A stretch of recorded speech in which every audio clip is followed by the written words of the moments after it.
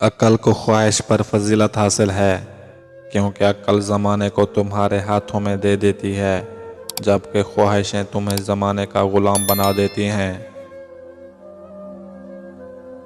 اپنی آواز کے بجائے اپنے دلائل کو بلند کیجیے۔ پھول بادل کے گرجنے سے نہیں برسنے سے اگتے ہیں۔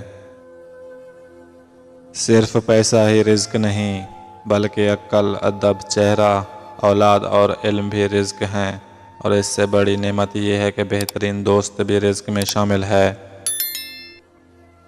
وہ چیز جو ہماری ضرورت سے زیادہ ہو زہر ہے، پھر چاہے طاقت، دولت، بھوک، لالچ، اناج، سستی، محبت، امنگ، نفرت ہو یا ضرورت سے زیادہ کچھ بھی۔ وہ بھی کیا آنکھ جس میں بینائی نہ ہو، امتحانوں میں رسوائی کے سوا اس کے لیے کچھ بھی نہیں ہے۔ درویشوں کے علاوہ دنیا کے باقی لوگ بچوں کی مانند ہیں، جو دنیا کے کھیل میں مگن ہیں۔ جو عشق صرف رنگ و روپ کی خاطر ہوتا ہے، وہ دراصل عشق نہیں بلکہ فسق ہوتا ہے۔ یہ بات معنی نہیں رکھتی کہ آپ کتنی زبانیں سمجھ سکتے ہو، صرف دلوں کو سمجھنا ہی آپ کو اہم بناتا ہے۔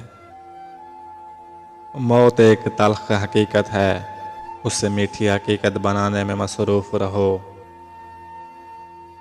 تم اس دنیا میں رہتے نہیں ہو، بلکہ تم یہاں سے گزر رہے ہو۔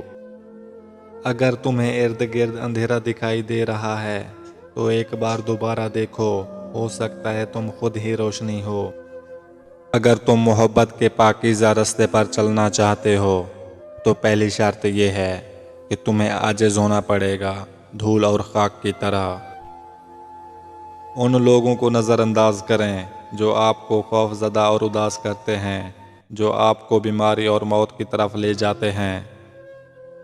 دنیا کو دھوکے کا گھر اس لیے کہا جاتا ہے کہ یہاں پر حقیقتیں الٹی نظر آتی ہیں۔ انسان کا دل توڑنے والا شخص اللہ کی تلاش نہیں کر سکتا۔ خاموشی سمندر ہے اور گفتگو نہر کی طرح ہے۔ تجھے سمندر تلاش کر رہا ہے تو نہر کی تلاش نہ کر۔ تقدیر کے لکھے سے چھٹکارا حاصل کرنے کا راستہ فقط عاجزی اور انکساری ہے۔